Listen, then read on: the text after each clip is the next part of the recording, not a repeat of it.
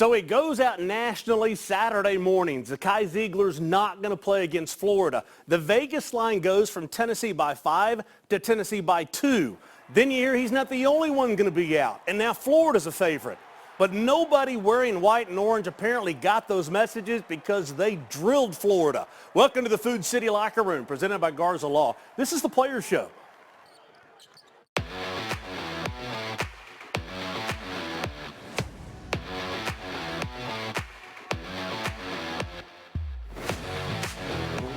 So I have stood next to T. Jones live for a number of years, and he has said, defense travels, defense travels. And this time the defense didn't have to travel very far, from the locker room to the court, and it did. I mean, good grief, it traveled at Food City Center. Energy. The big orange crowd was just unbelievable, and they just wanted it more than Florida, Jason. I mean, to hold them to 14% from three, Clayton, Richards, and Martin to go 6 for 27, they put it on the Florida Gators. As coaches, we don't say we want revenge. We just remember what happened, and they remembered what happened in Gainesville. You know, Jason, I remember when D. Stone was out here a few weeks ago, and it was right after the Florida debacle or game or whatever it was in Gainesville, and he was over there listening to us, and we were talking about this Florida game, and we get to the commercial break, and he looks over and he goes, hey, looks at me, he says, what are you doing February 1st? I said, I don't know. And he goes, yeah, make sure you're at the Florida game. We got something for them. And they did.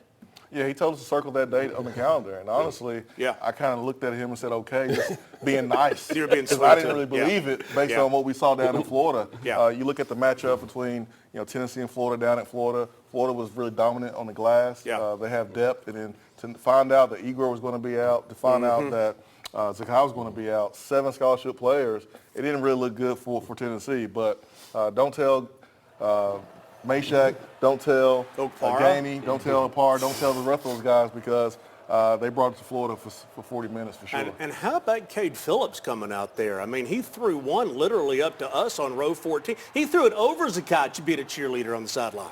And just what about that play that Mashack made, getting it before it went out of bounds to Cade to Bishop, and then Bishop back to Cade, boom, 17-point lead.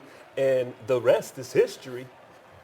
It was a game that Tennessee had to really muck up because of the fact that you're down to literally 7 players. And you looked out there for a little bit, and it was concerning early because there were a number of times like, where's the offense come from out here? And they made their offense with their defense.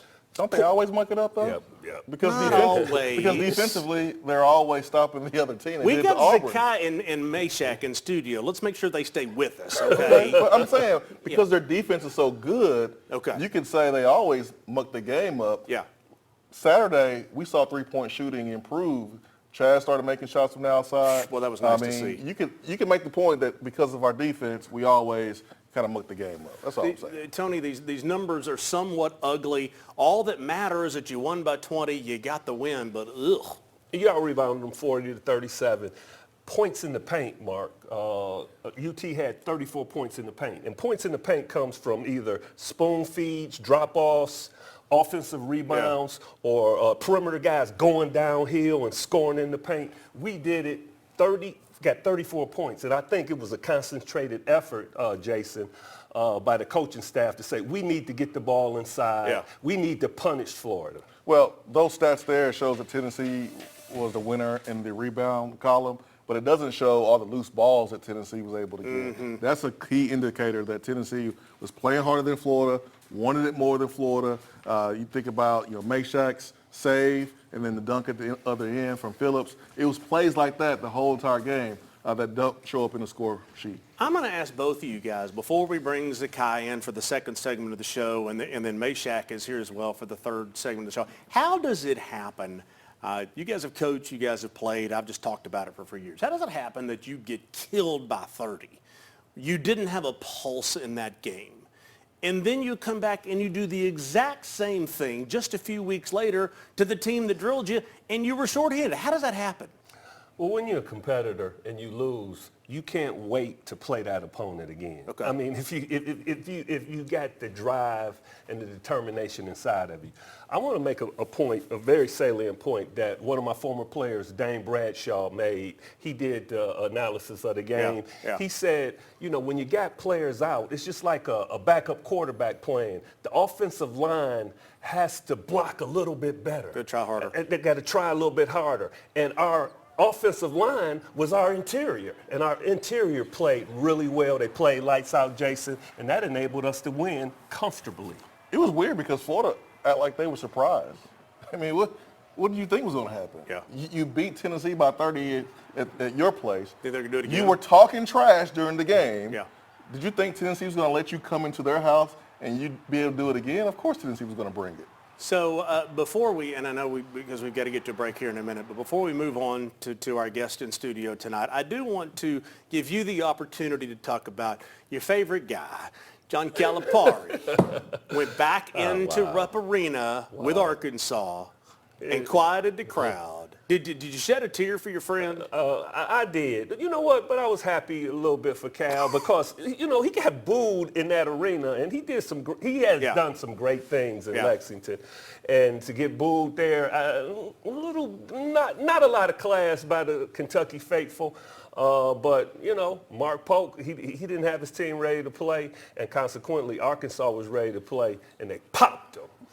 Those players from Kentucky looked like they were just really uptight, really tense. And the Arkansas players looked like they were playing for their coach, for sure. There was a mixed bag of boos and cheers, but you definitely could hear the boos. Yeah, it was mixed.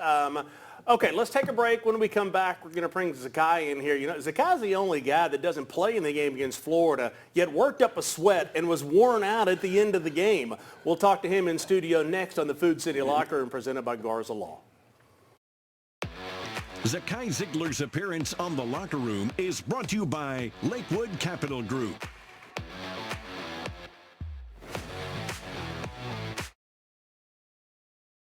Attention shoppers, don't forget to ask our certified butchers for great recipe tips.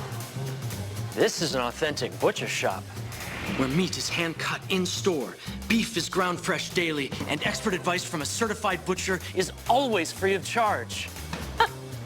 Free advice? That's what I call value. The quality I crave, the value I count on. Nobody does food like Food City. At Glass Doctor, our trained specialists are experts at fixing foggy and cracked glass. Looks great. You're all set. What we can't fix is your view. Call the Glass Doctor, we'll fix your paint. Oh, yeah. I was coming home and a lady hit me head on. It totaled my car. It fractured my right heel and it bruised me up really badly. The Garza Law firm, they were very compassionate, but yet they were very detailed. They didn't let me down. They never stopped fighting. It helped me regain confidence in law firms. I would definitely recommend the Garza Law firm. The Garza Law firm. Let us help.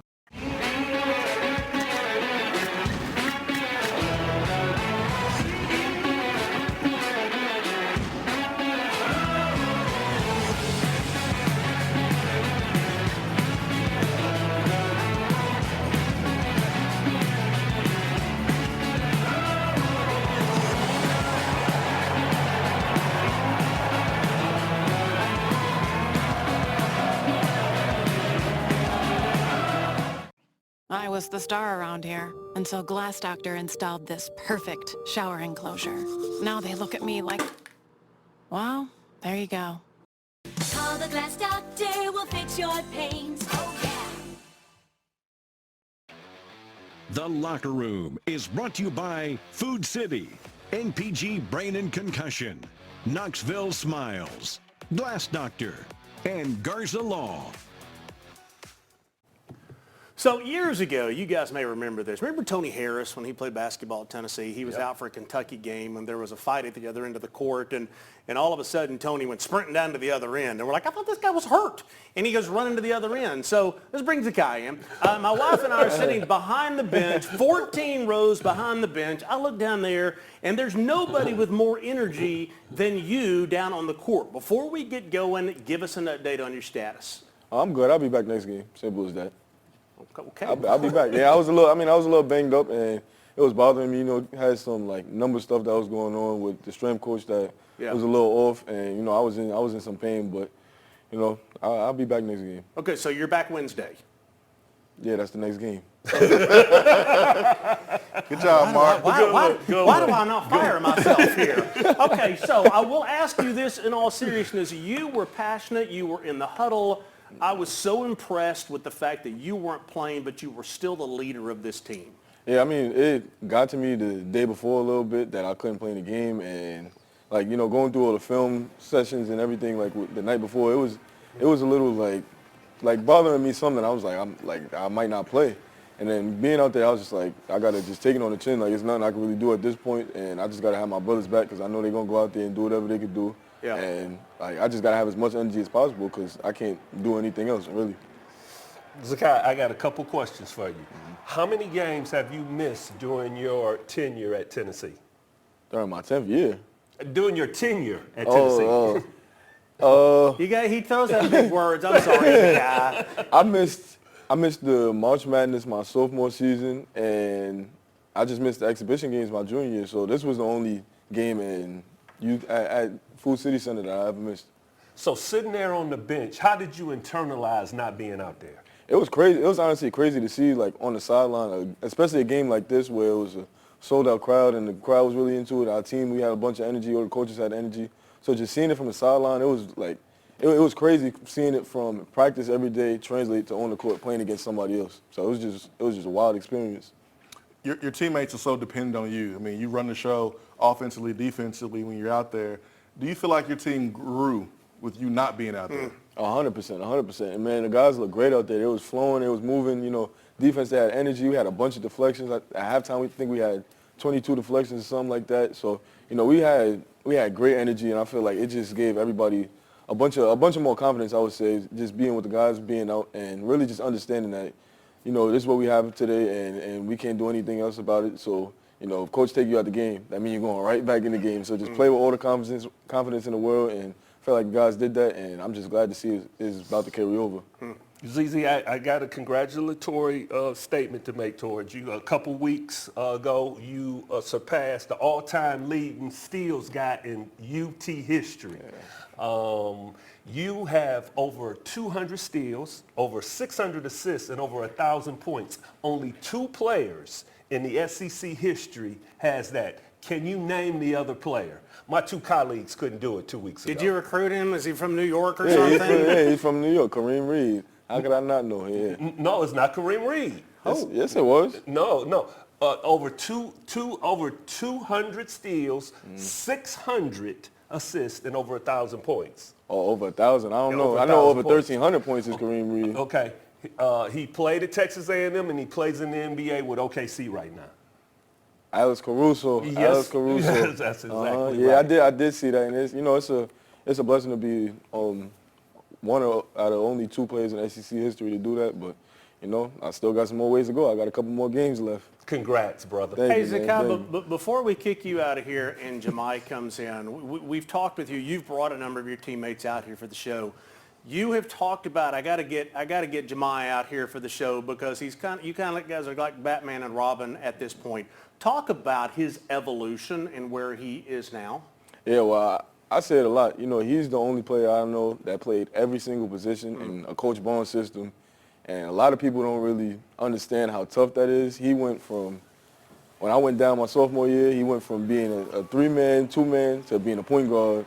You know, last year when we played in Maui, he was guarding Zach Edey. He was playing the 5-some. He played the 4. He plays the 4-some now.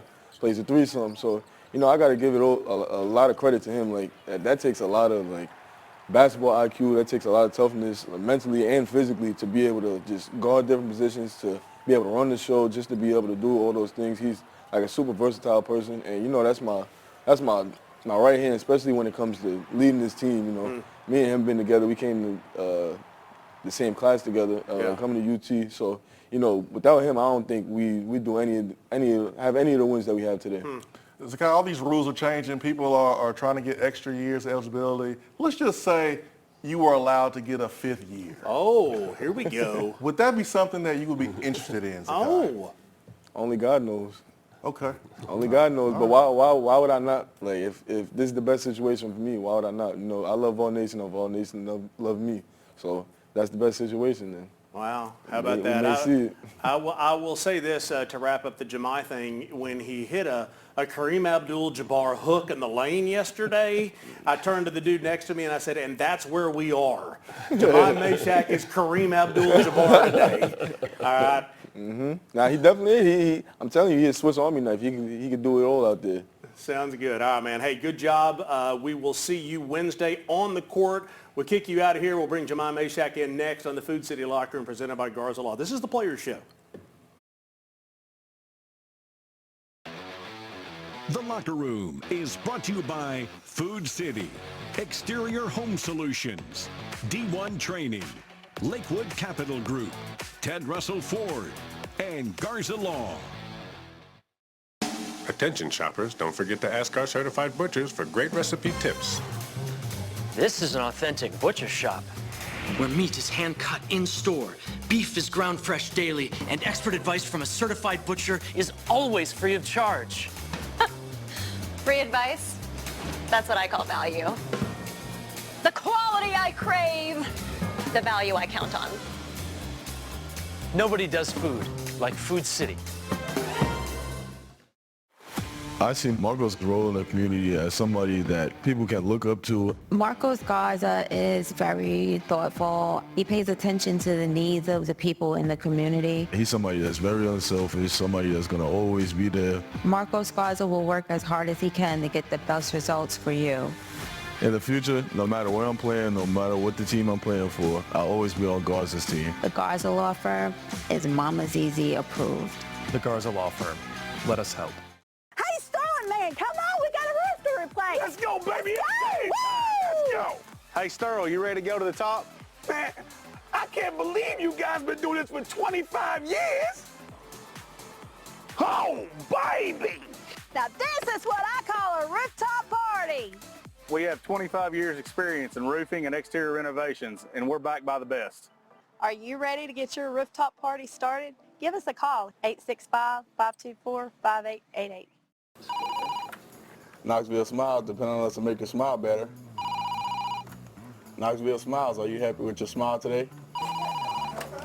Knoxville Smiles, we're all about smiles. Hey Lance, what makes you smile? Pancake blocks.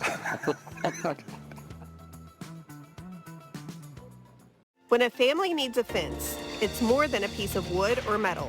It's a place where your pets are kept safe. It's a place where memories are made.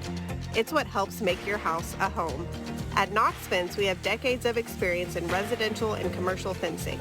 Whether you're looking for safety, security, or privacy, we would love to help your family make your house a home. Call Knox Fence today at 865-414-8713 or visit us online at knoxfence.com. Hi, I'm Dr. Jody Griffin. I'm a dentist here in Knoxville, Tennessee. In 22, I had a wakeboard tower hit me on the head and give me a concussion. In my office, I show x-rays to my patients so they can see their teeth. I needed somebody to do the same thing for my brain, so I went to MPG. They did an EEG of my brain, and they were able to show me the activity of my brain and give me a diagnosis and a treatment plan. So I choose MPG because brains is what they do, and that's all they do. Time now for the Food City Players Perspective. A look inside the locker room with the Vols. So I thought one of the cool stories that we heard about practice before the game on Saturday is when Rick Barnes looked at his team. There's only like 7 guys out there, and apparently, from what I understand, and we'll let him say it, right. Mashack says, guys, we've got enough right here to do what we need to do. You love leaders like that. Hey, Zakai is a guy, but Mashack is the straw that stirs the drink also. Guy that loves to cut to the basket and to be the beneficiary of layups. Let's go to Jason with Jemai right now. Jemai, when you heard that Z was going to be out for the game, what was going through your mind? You know, it was tough. It was tough. He came up to me, I think it was like a day before. He was kind of saying, I don't know, man, it's looking a little. And when Z says that, that means it's something really that he wants to play. I know he wants to be out there, but it's something that he really needs that day. So I was like, all right, man, you know, I understand. I get it. Going into the game, you know, I was still excited to play. Still thinking Igor was going to play too. Igor was super last minute as well. So once we heard that and we were like, all right, we only got 7, man, that's when I knew I really had to rally the troops and really had to, you know, say something to the team that I felt like was going to be necessary for us to come out there and win and play our best. Yeah, nobody's denying, like, your leadership skills. You've been doing this a long time in this program. But from an offensive standpoint, did the switch kind of flip for you as far as you knowing that you need to be more aggressive, put the ball in the bucket a little bit more? Absolutely, absolutely. You know, I'm a guy that's been, you know, feel like a great player since high school, being one of the best players in California, and it's not just for defense. You know, you can't get that high of a level just playing defense. You got to be well on both ends, and that's what I pride myself on. So I knew going into this game, I was going to need reps at getting to the basket and being able to shoot and being able to score the ball. And I feel like I was able to get that this game. And I feel like, you know, the sky's the limit for me offensively, man. I feel like I'm just getting better and better with the reps that I'm getting. I think Z's confident, JG, a lot of the guys that are out there, coaches telling me to be more aggressive. So I think guys are going to see, and I think fans are going to see a switch that's been flipped for me offensively throughout the game. Yeah, I thought the ball movement was great. You guys were cutting, playing a little bit faster. I think, and this is what Dane Bradshaw, ESPN, former Tennessee player, said to me on Thursday, that when Zakai was out there, tend to kind of watch him a little bit too much. But him not being out there, you guys were moving around, cutting to the basket. Do you agree kind of with this assessment? No, absolutely, absolutely. Zakai is a really good player, and he's a guy that has the ball a lot, obviously because he's making really good plays. Yeah. So it's kind of, sometimes it can be a little difficult to figure out where he needs to be in order to be on the court and how to help him out more. But I think him not being there really, like you said, had the ball moving, it wasn't sticking too much. And I think that's something Z saw too, that he's able to adapt to that. I think when Z comes back, it's going to be the same thing, but even better. He's going to learn how to play off ball a little bit more, going to learn how to, you know, screen more, cut more, get out for standstill threes, what I feel like he's really good at. I feel like the team, we put him in a lot of tough situations because he has the ball so much, which is why he's taking tough threes, he's taking tough shots. So I think Z, you're going to see an up in his percentages from three, his percentages from the paint, because we're going to free out more space for him and Chaz to get those free buckets and easy looks. Estrella goes out. You have Carr that left the program, and then you have 2 players hurt. You're down to 7 scholarship players. You're playing a top 5 team in the country. You beat them by more points than any Tennessee team in history has beaten a top 5 team. How? Like, how did that happen? Man, honestly, God first. You know, you need God when it comes to these situations. You know, you can't just rely on your own strength. But honestly, it was just the communications that we had out there. We knew our backs were against the wall, but we knew how good of a team we were. We heard before all the people that were counting us out. We heard before that it wasn't going to be a close game. Obviously, when you have 2 starters leave, that's what people think. But we knew how good we were. We knew with more freedom, we knew with more chances, more opportunity, that we were going out there and play our best basketball. I think that's what we did. And honestly, the roles that were increased through guys that really don't get put in that situation, like me, you know, having more of an offensive load, JG, Chaz, Bishop, Cade, you're going to see an uptick in how they perform when the guys are coming back, so we can all bring it back in a cohesive unit. But it's going to be exciting, you know, with the games to come. Oh, I'm excited. I'm excited for sure, guys. I mean, you got a Dennis Gates coach team that Tennessee's going to play up against. That's a tough team. But my man Mashack said it. Offensively, it's feeling good. Mashack, Fontana, California. YUT, and who was your favorite player and NBA team growing up? Ooh, UT, honestly, it was the coaching staff. The coaching staff coming to me, it was amazing when I was able to go on the little visit that I had. I didn't have an official, but I was able to come and visit the state and being able to talk to the coaches, seeing how much they believed in me and my development as a player. And I think that was one of the main things for me, is just going in there and really seeing how they operate, seeing how much of a team camaraderie they had, which was important to me. And for my favorite team growing up, it was OKC. the Thunder. I love Russell Westbrook. I loved KD before he left. And I think, even the Thunder now, I think, Lou Dort is one of my favorite players. I love watching him play. I love Drew Holiday, even though he's on the Celtics, one of my favorite players as well.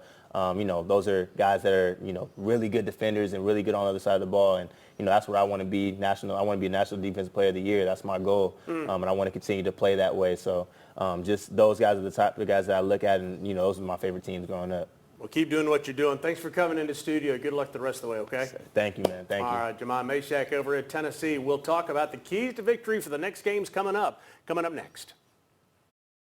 Hi, I'm Laura Ash, your West Knoxville State Farm agent. I've been here in the Renaissance for 17 years, and I'd love to help your young football players or anyone with their car insurance, home insurance, and life insurance. Give me a call at Laura Ash State Farm.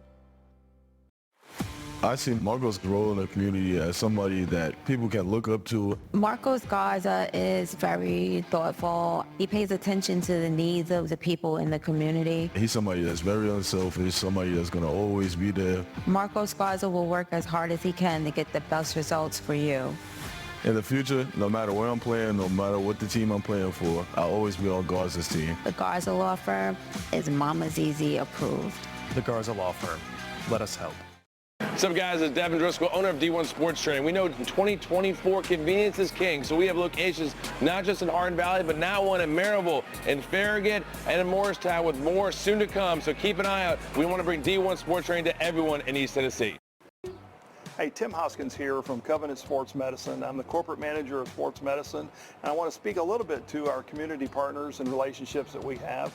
We partner with FC Alliance Soccer, LeConte Center at Pigeon Forge, Johnson University, numerous high schools in and around the area, AAU basketball, Morristown Landing, travel hockey, volleyball, lacrosse, you name it, we're probably involved.